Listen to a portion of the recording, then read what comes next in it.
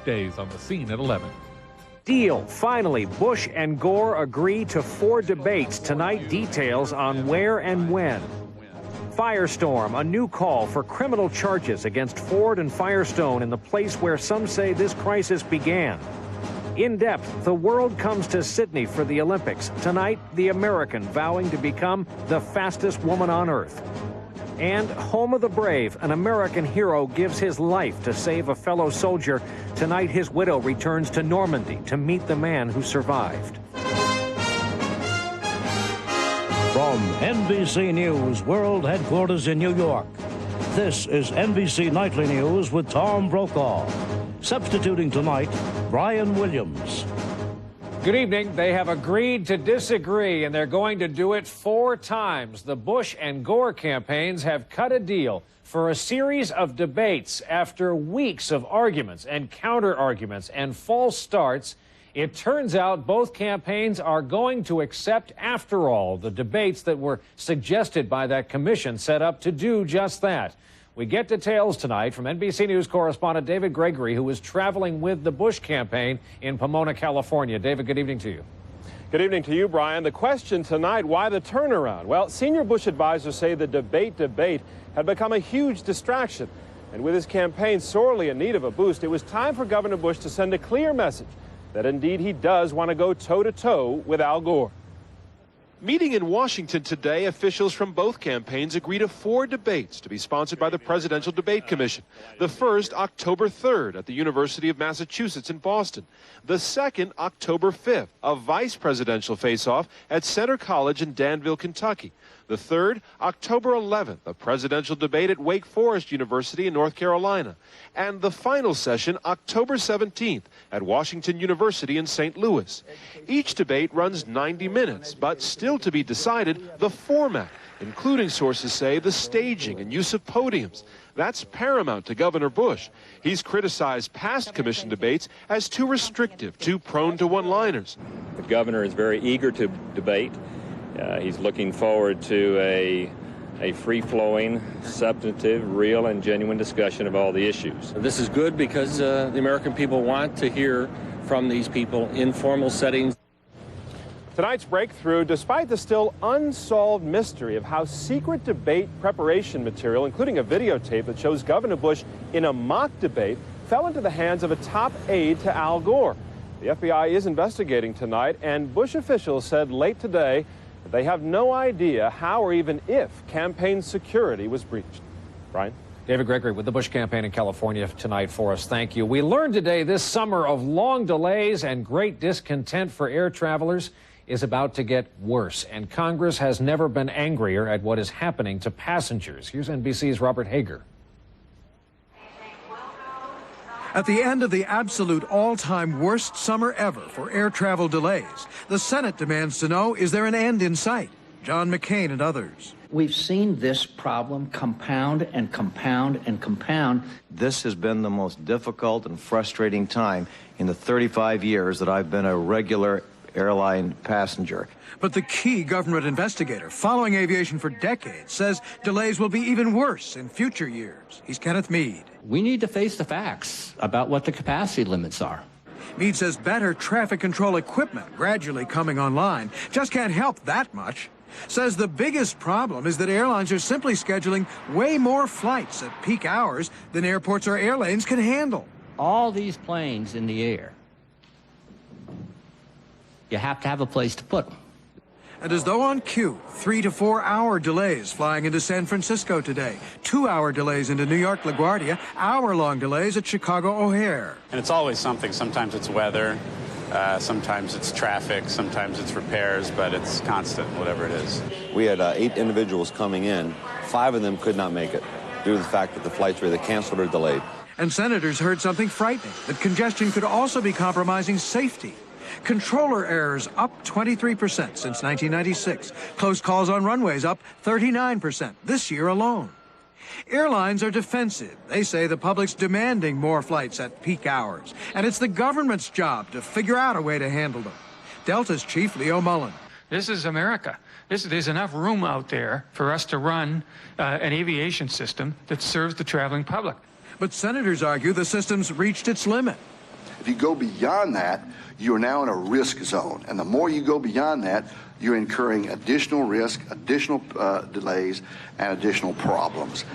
And that's precisely the forecast. Worse delays this winter, next summer, and for years to come. Robert Hager, NBC News, Washington.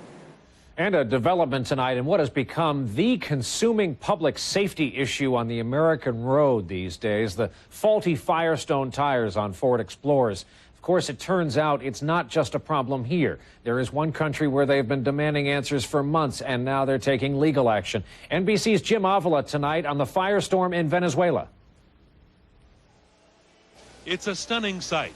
Under a green fiberglass roof outside Venezuela's capital, the Explorer Graveyard, a government evidence warehouse packed with Ford SUVs wearing Firestone's Wilderness tires, impounded during an official criminal investigation into 47 fatal accidents, including the death of Miguel Petrelli's brother. I feel very bad because my brother, they don't have to die in this form, okay? In this moment. They have a long life in front of him.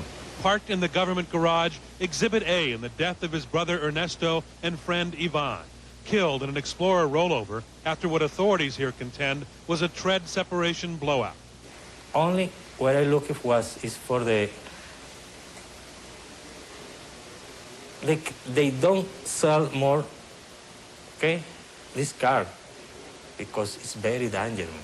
A car-crazy South American country.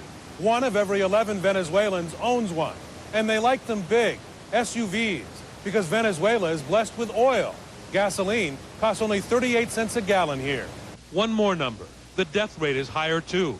47 Venezuelan fatalities linked to tread separation, 88 in the much larger United States. The Venezuelan death rate 6 times higher per capita. A crisis so severe that in a country where few fight for consumer rights, the government is moving against 2 huge corporations. We know who we are fighting. We also know that these companies will use great resources and apply a great deal of pressure. Firestone has issued a recall of 62,000 tires here, but insists it's for customer relations and not linked to any proven safety problems. And both companies say they disagree with Venezuela's consumer investigation, findings, and methods. Firestone says Venezuela's tire problems have to do with tropical heat, fast driving, and poor roads. Samuel Rue heads the government's Consumer Protection Unit. 30 investigators have put together a report accusing both Firestone and Ford of not just civil corporate greed, but actual crime. If they had informed Ford Explorer owners when they detected the problem in 1998, many lives could have been saved. So we think it's criminal negligence on their part. Serious enough that the National Congress today announced a separate investigation as Venezuelans contend 2 well-known American brands did nothing to stop the dying. Jim Avila, NBC News, Caracas. Still ahead as we continue from New York this Thursday night, a plea for help. Michael J. Fox tells Congress that money now for controversial research could be the answer for him and others suffering from Parkinson's disease. I can't help but say respectfully, enough. It's time to act on what we've learned. Sadly, we've already lost 2 years' progress toward a cure. Further delay would come at a high price. The public face of a debilitating disease. And NBC News in depth. She could be the fastest woman on earth, America's best hope at the Olympic Games. Marion Jones. NBC Nightly News, Emmy winner and voted best newscast. It was terrible with my overactive bladder, having to go so frequently, needing to go suddenly, and that time I had to run to the bathroom. That did it. I asked my doctor about Detrol. If you live with any of these symptoms, strong, sudden urges to go, going frequently, wedding accidents, you may have overactive bladder, a medical condition. Prescription Detrol effectively treats overactive bladder. Detrol helps control bladder contractions that cause those strong, sudden urges. If you have certain types of stomach, urinary, or glaucoma problems, do not take Detrol. The most common side effect is dry mouth. Some others may include dry eyes, headache, constipation, and indigestion. Overactive bladder is a treatable medical condition, so don't wait. Ask your doctor today about Detrol, the #1 brand prescribed by doctors for overactive bladder. Glad I asked my doctor about Detrol. Did you want to be alone? Oh, no. No? Not at all. Okay. The irony is I started doing this to be part of the crowd. And now... me too. Oh, do you? No, I just quit Nicoderm CQ. Aren't the cravings unbearable? Well, I'm not jumping, if that's what you're thinking. No. CQ is good on the cravings. It's strong medicine. It's with you 24 hours. It works. Nicoderm CQ. Now in a clear patch, too. For a more personal way to quit. Quit, huh? Hey, join the crowd. It's definitely an improvement over Tums. In New Orleans, they're quick to love Maalox Quick Dissolve. It's much faster, it's quicker. Bada bing, bada boom. Fast, really fast. Dissolved, it's out of my mouth, it's finished. Presto, fast. Maalox Quick Dissolve chewables dissolve so much faster and more completely than Tums, they leave less grit. With the Tums, you kind of got to keep on chewing it and it gets stuck in the grooves of your teeth. Nobody wants that. And they contain more calcium than regular Tums. Maalox Quick Dissolve chewables. Quick dissolve your heartburn away. I'm switching. I'm done. From 1 Minute Maalox. Tomorrow, they were out of time, but not out of hope, thanks to an incredible new treatment to fight prostate cancer. Join Tom Brokaw from Sydney, NBC Nightly News tomorrow. In one day, the youth of the world gathers in Sydney for the spectacular Olympic opening ceremony Friday at 7:30, 6:30 Central on NBC. NBC News in depth tonight, the 2000 Olympics in Sydney, Australia, just hours from getting underway. First, a time check here. It is already tomorrow in Sydney, which is 15 hours ahead of Eastern Daylight Time. So it's Friday. As always, the Olympics are a global event and an enormous undertaking.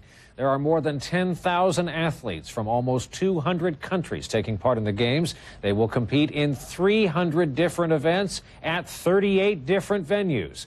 Is Sydney ready? We begin our in-depth reporting tonight with NBC's Kelly O'Donnell with us now from Australia. Kelly, good evening to you. That's right, Brian. Already Friday morning here, and the countdown is on just hours to go before the opening ceremony here at the Olympic Stadium. Until now, Sydney has been a city in training. 7 years of preparation, $3 billion invested to stage the world's largest event. A victory lap for the Flame. After a 40,000-mile run across Australia, the Olympic torch comes home to Sydney. But not every Olympic journey running quite so smoothly. A cheery good day, but Olympic transportation struggling. Athletes' buses running late. U.S. water polo and boxing teams stranded, missing practice. We've had bus drivers get lost. We've had athletes standing on street corners. Another Olympic misstep, crowd expectations. Early predictions falling short. Best case now, 110,000 international visitors. There had been a whole lot of talk about boom economies for 2 weeks, hotels packed out, airports crowded, and clearly, while it's going to be busy, that's not going to be the case. Still, luxury hotels sold out. Cruise ships taking the overflow. The vacancies, 2,000 mostly budget rooms in the area. At Sydney Airport, record traffic, 15,000 arrivals a day. Among them, Chelsea Clinton, here on her own, her first solo appearance representing the first family abroad. No party for ticket buyers, hours of waiting. More than 5.25 million sold, better than 80% of available seats, nearing an Olympic record. Australian Carla Gagler buying tickets for several events. The cost, $1,500, catching her by surprise. Oh no, it's more than I wanted to spend. This is dress rehearsal for the big night. 3 billion expected to watch the real show on TV as Sydney plays host to the world.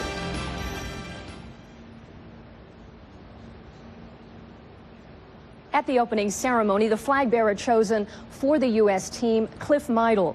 He's a sprint kayaker from Southern California. Meidel entered his sport after a near-fatal construction accident, jolted by high-voltage lines. He could barely walk, he barely lived, and now he leads the U.S. delegation of 600 athletes. Brian? Kelly O'Donnell in Sydney for us tonight. Thanks. If you're not up to speed on the Olympics yet, there is a woman of great speed whose story we have for you here tonight. If you follow only one athlete during all of the games, she just might be the one. Tonight, NBC News correspondent Ann Thompson continues our in-depth reporting with a woman to watch, Marion Jones.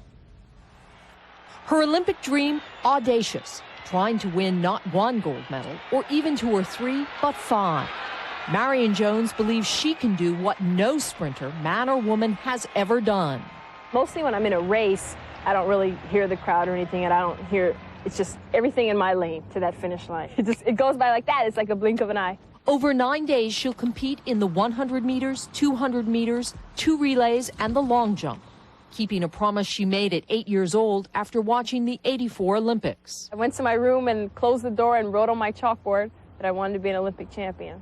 Raised in suburban Los Angeles by her mother, Jones was ballerina and baseball player, often the only girl on her team, competing against the boys. Even at that young age, my mom said, you need to go with what you know and what you believe. And I think I've carried that throughout my whole life and even now. She's always defied expectations. A high school track star, Jones played basketball at the University of North Carolina, led her team to a national championship, but quit after 3 seasons, stunning her coach. She said to me, she said, Coach Hatchell, she said, I want to go out and be the fastest woman in the world. And within 2 months, she had done that. A world champion now poised to become the star of Sydney.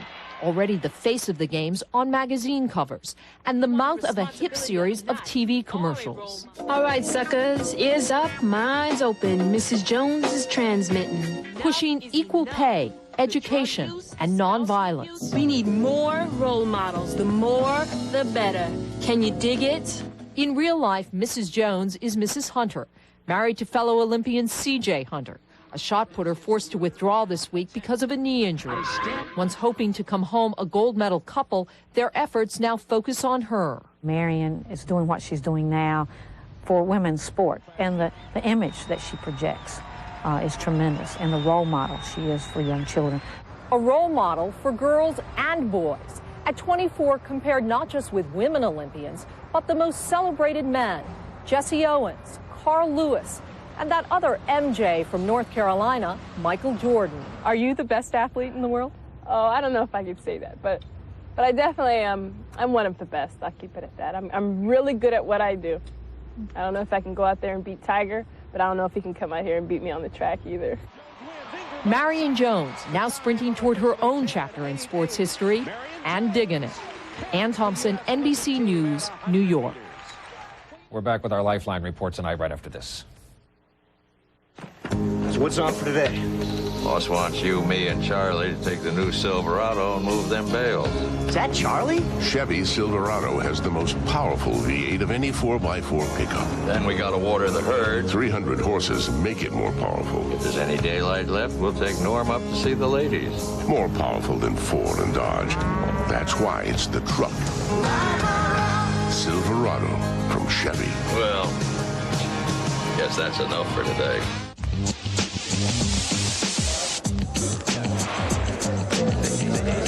Everybody's got a tip. Everybody's got a sure thing. Everybody's got a cousin who works with some guy who swears that this baby is it. What everybody doesn't have is the kind of financial confidence that makes it easy to ignore what everyone else is saying. Morgan Stanley Dean Witter. Move your money. Get well connected. Is that kid stacking total in the dairy case? That he is, sir. Son, the cereal aisle is over there. Yeah, but now this is where total deserves to be. It's the only food with 100% of the daily value of calcium. Give me a hand. 100% calcium, huh? That's like downing 3 glasses of milk at once. Ooh. We gotta talk. You bet. Hey, are you getting enough calcium? Because most adults aren't. Total, now with 100% calcium. Attention, shoppers. Total is now in the dairy case. While Mike was putting up his own for sale sign, someone was helping his neighbors John and Diane with plans to sell their home. As Mike spent Saturday figuring out legal agreements and guessing his home's value, someone was preparing a counteroffer so John could help at the school fundraiser. And while Mike and his wife were reevaluating their asking price for the 3rd time, someone was closing the sale on John and Diane's home. You've got a life. We let you live it. We're realtors. Real estate is our life. The world is a beautiful place, but not when your eyes feel dry, gritty, irritated. Protect them with Refresh brand eye drops. Refresh is no ordinary eye drop. First, Refresh relieves dryness. Then Refresh forms a lasting shield of protection that keeps irritation out and moisture in. So get relief and protection with the #1 brand recommended by eye doctors. Refresh. It relieves and protects. And protects and protects. Tomorrow on Today in Australia, the spotlight is on Marion Jones. Will she be the star of this Olympics? Meet her tomorrow and let the games begin. Today goes to 3 hours, starting October 2nd. A very public disagreement tonight at the highest levels of the Clinton administration over the case of Wen-Ho Lee, the former Los Alamos scientist who was held for over 9 months in solitary confinement on 59 charges of mishandling nuclear weapons data. In an agreement with federal prosecutors, Lee pleaded guilty to 1 charge and was set free. Today, Attorney General Janet Reno and President Clinton offered very different views of the government's handling of Lee's case. I think Dr. Lee had the opportunity from the beginning to resolve this matter, and he chose not to, and I think he must look to himself. I don't think that you can justify, in retrospect, keeping a person in jail without bail when you're prepared to make that kind of agreement. It just can't be justified, and I don't believe it can be, and so I, too, am quite troubled by it. The president today in Washington. Our Lifeline report tonight comes from Capitol Hill, a very personal plea for help to cure diseases that affect millions of Americans and their families, diabetes, for example, and Parkinson's. On the Hill, the actor Michael J. Fox, who suffers from Parkinson's, pleaded for more money for a controversial form of research using stem cells from embryos. Here he is in his own words. So what does qualify me to be at this table? The answer is simple. I'm one of a million involuntary experts on Parkinson's disease in the United States, battling its destructive nature as we wait for a cure. We need a rescue, and the country should know it. For 2 years, you've had a parade of witnesses, scientists, ethicists, theologians of every school, and some celebrities, discussing every nuance of stem cell research. You've given time to all sides of the issue, including the few but very vocal opponents. But the consistent and inescapable conclusion is that this research offers a potential to eliminate diseases, literally save millions of lives. So while I applaud your thoroughness, I can't help but say respectfully, enough. It's time to act on what we've learned. Sadly, we've already lost 2 years' progress toward a cure. Further delay would come at a high price. So the first scientists to receive federal funding won't begin working until late next year, which all means that we are still years away from our rescue. Please help us to not wait any longer than we have to. I see in these cells a chance for a medical miracle. The government has done its work. We ask you now to release our tax dollars so the scientists can do theirs. I thank you. Michael J. Fox in his own words tonight. Another mixed day on Wall Street. Blue chips way down almost 95 points. Tech stocks, however, on the NASDAQ ended the day up by almost 20. We're back with more right after this. Chocolate Pillsbury Toaster Strudel. I hate classes. Breakfast. I'm not coming. It's chocolate toaster strudel. Chocolate? Chocolate toaster strudel. Flaky pastry wrapped around chocolate so creamy. Mmm. It'll make the morning look a whole lot better. Come on, get happy. Pillsbury Toaster Breakfast. Easier mornings. Slap it right up. In chocolate and caramel apple. Uniroyal tires with nail guard seal most tread punctures instantly, permanently, and repeatedly. Nail guard tires, only from Uniroyal. Introducing the Wind Tunnel Bagless by Hoover.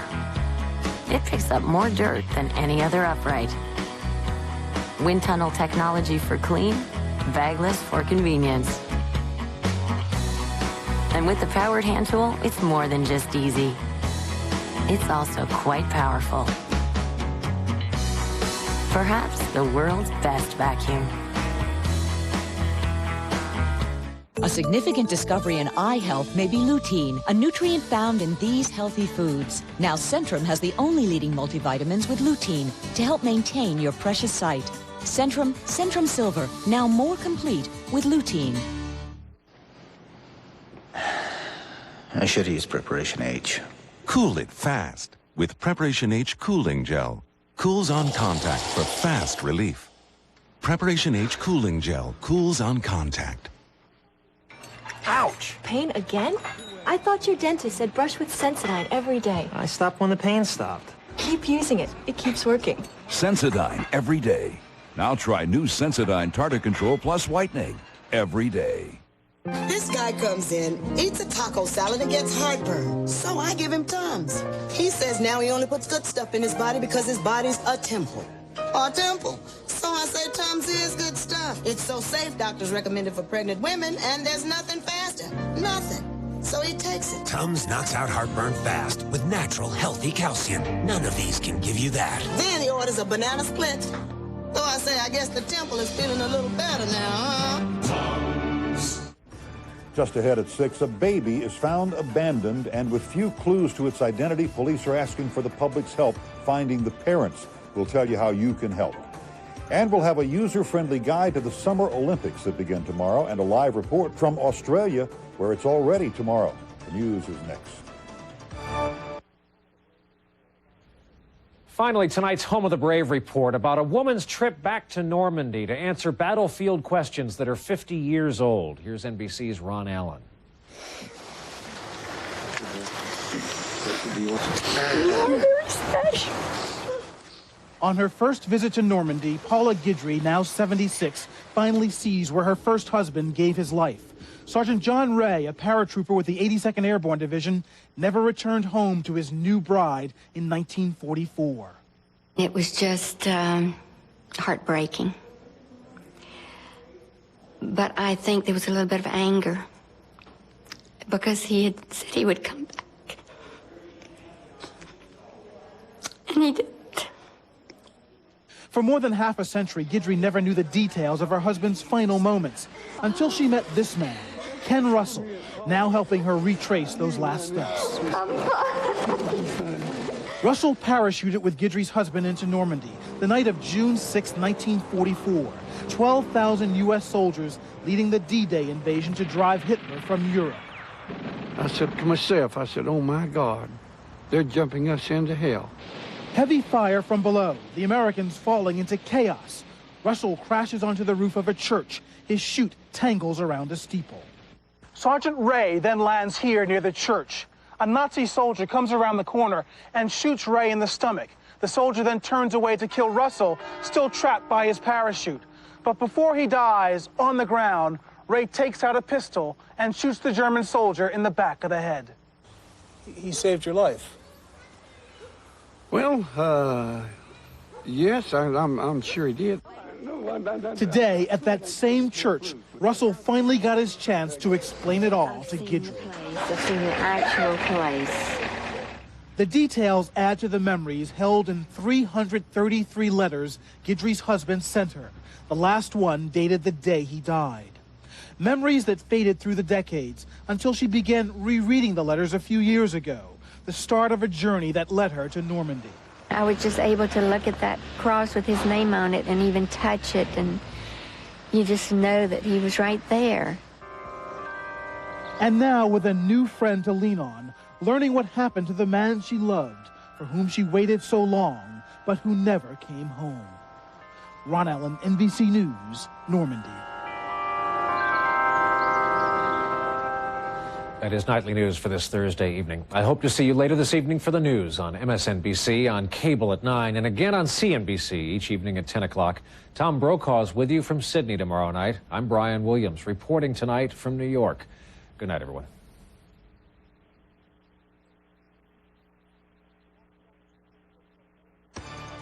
Next on the scene at 6, a baby is left on a church doorstep and police think they know where she came from.